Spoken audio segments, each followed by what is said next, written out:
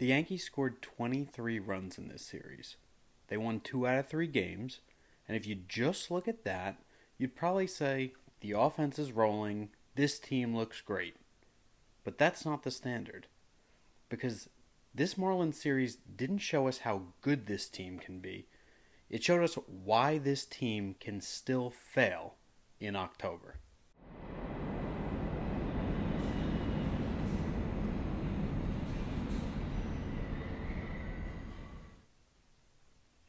Alright, so a quick recap. Game 1 on Friday, we win 8-2, fairly easily.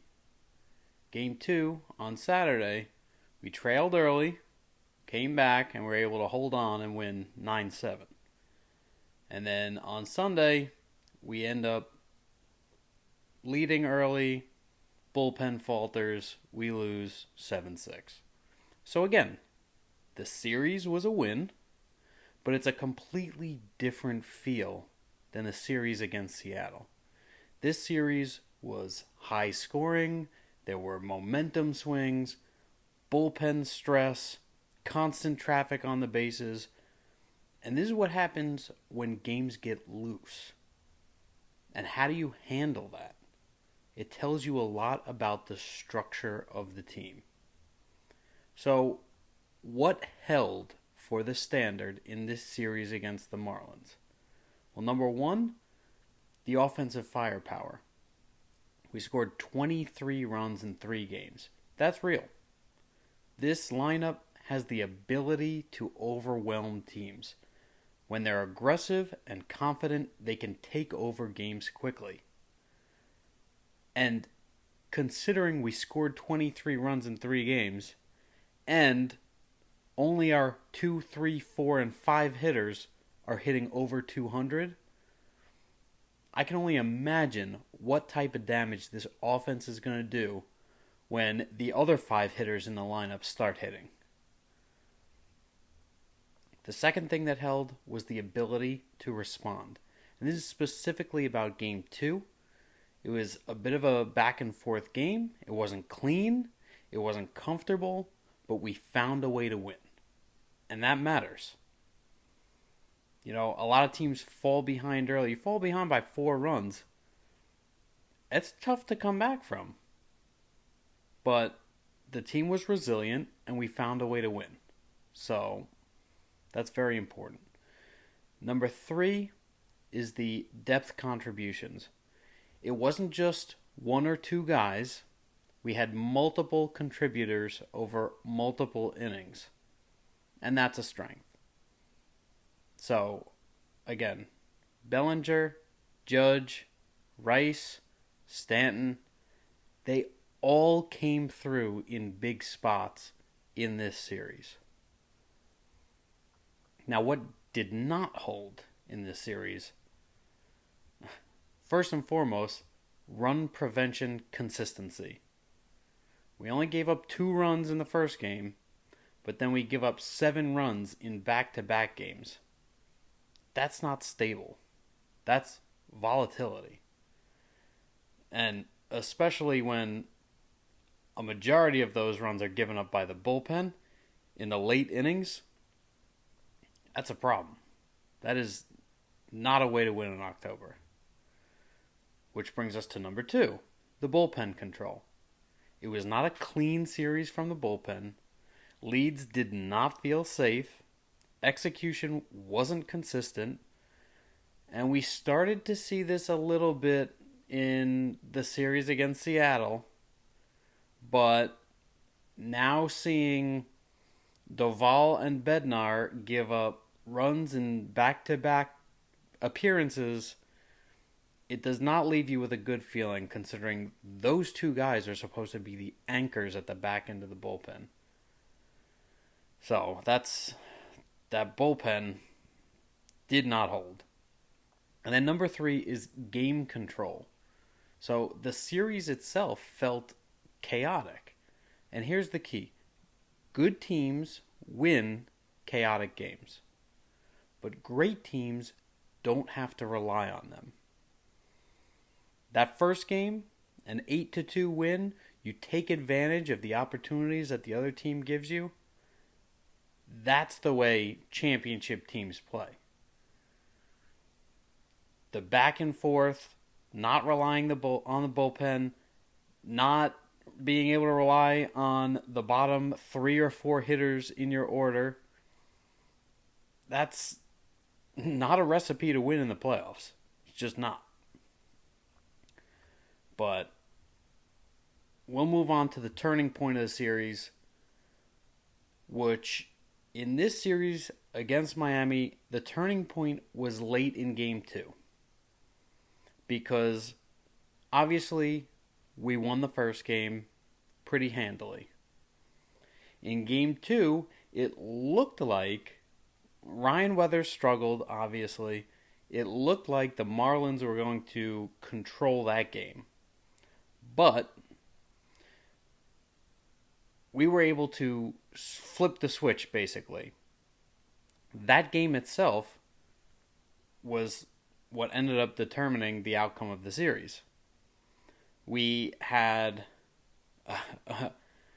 some momentum. We started scoring. We started down 4-0 again. So that big home run by Bellinger started us off, and then scoring 6 unanswered runs, and then it gets a little messy with the bullpen, but we're able to hold on. And here's why that matters.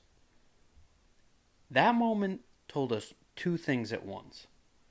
Number 1 is we have enough offense to survive mistakes. We know this team has a good offense. Best offense in the American League last year.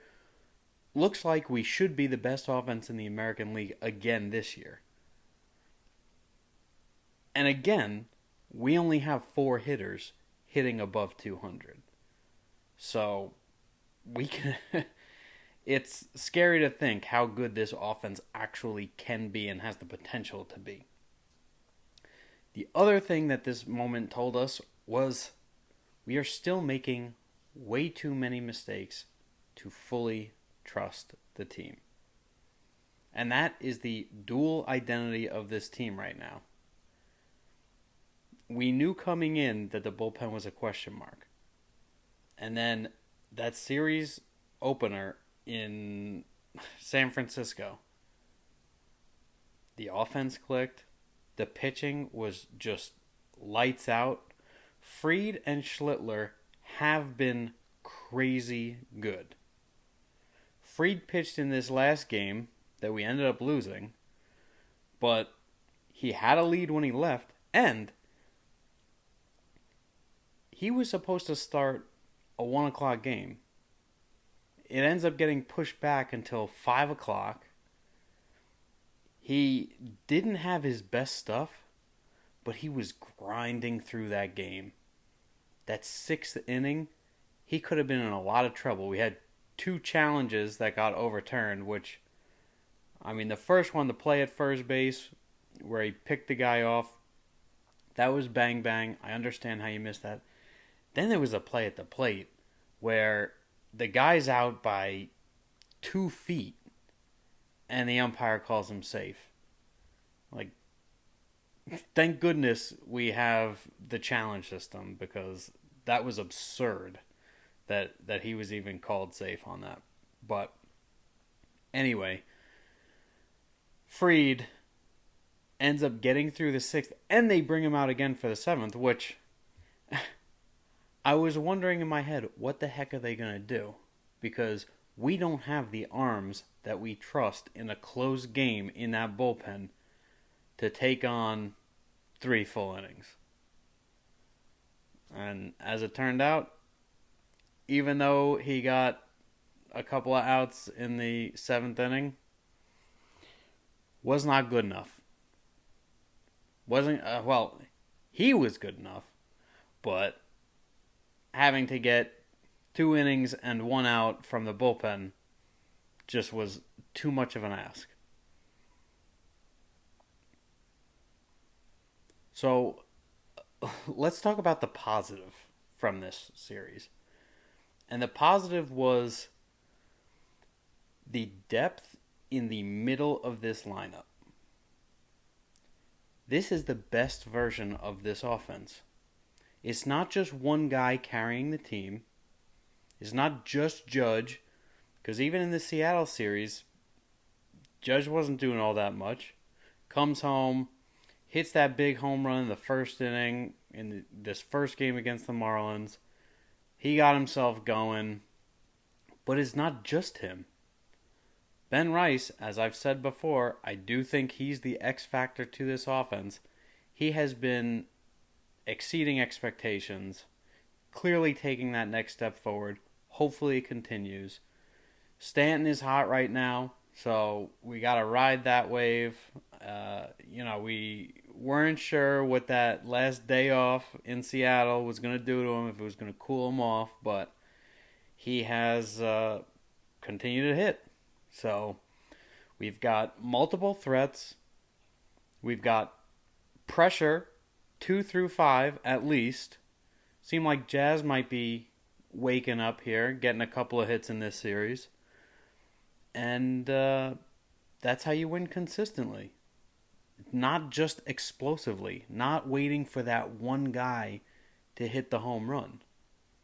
You've got guys in different spots in the lineup that can hit home runs, that can drive runs in.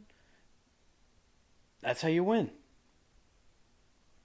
Now, our biggest concern, as I've said, is the bullpen.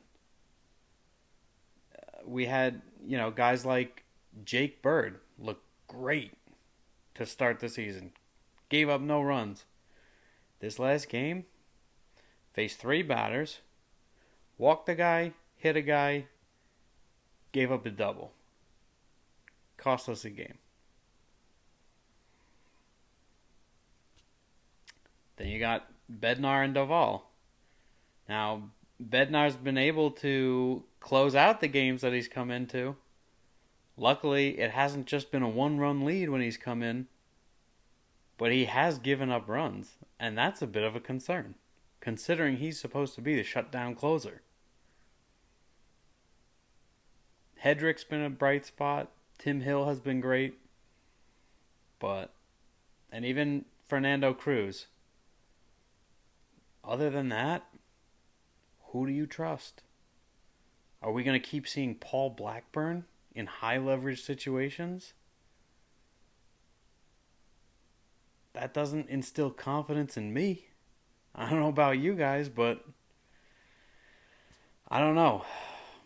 Right now, when the bullpen comes in, do you feel like the game is controlled? Or do you feel like anything can happen? Because that feeling matters. In October, that uncertainty gets exposed fast. And now, one of the things that's trending is the offensive aggression. And this is interesting. Because they're not just waiting anymore. They're not waiting for that one big hit. They're attacking early, putting pressure on the pitchers. And if that continues, that's an evolution.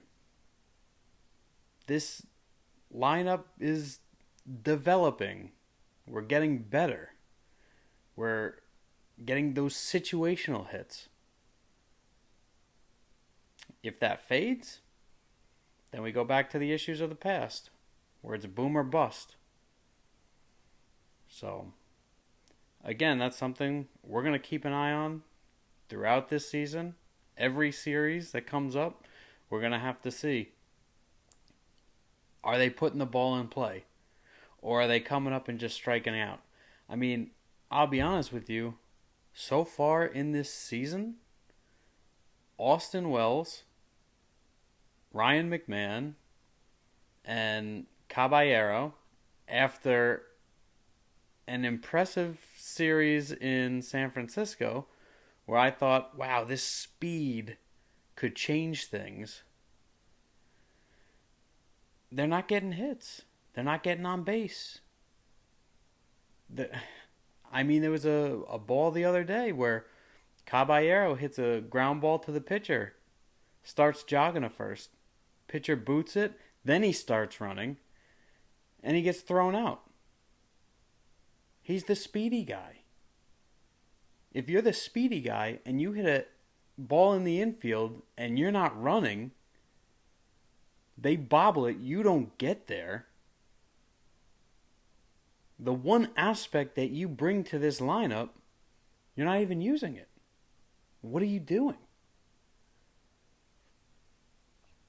So, again, we'll have to see how that plays out for the rest of the season.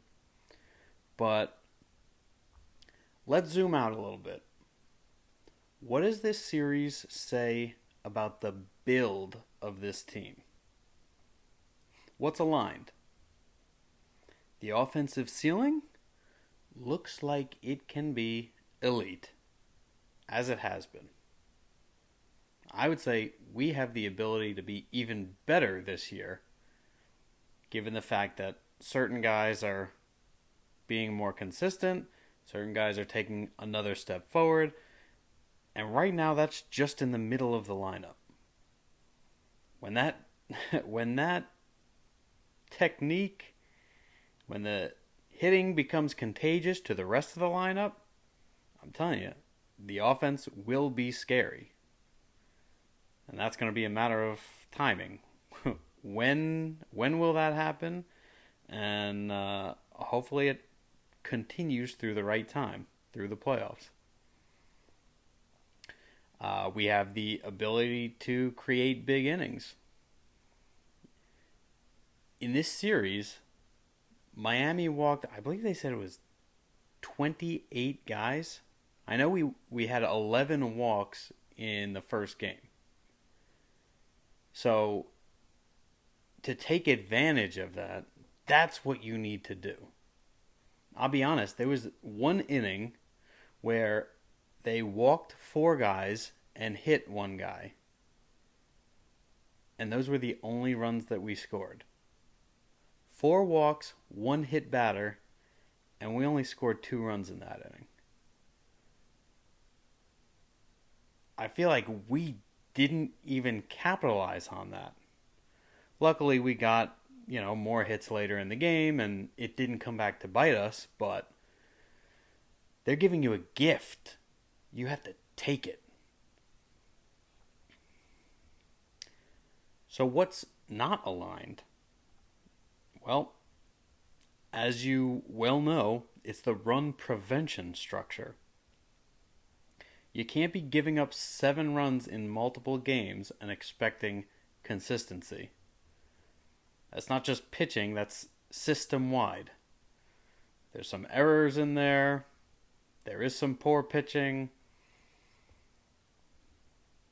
You got to play a cleaner game than that if you want to win. We're lucky that we were facing the Marlins, who are just not that good of a team right now. If we did this against Seattle, or against Toronto, or against the Dodgers, there's a good chance we could get swept. Luckily, that was not the case. Also, our bullpen hierarchy. It's still unclear. It's not fluid, and it is definitely not trustworthy. We still have to figure out who are the guys that are going to be in the high leverage situations, who are the guys that are going to eat innings in the middle of the game when we need it, and will the guys at the back end of the bullpen do their job? Right now, that's a big question mark. And we know you're going to have Cole coming back and Rodon coming back and much later on Schmidt coming back. And that'll change the dynamic a little bit. Probably have Ryan Weathers go to the bullpen. Maybe Luis Hill will come up. Maybe he'll be a bullpen piece. Maybe you bring up LaGrange.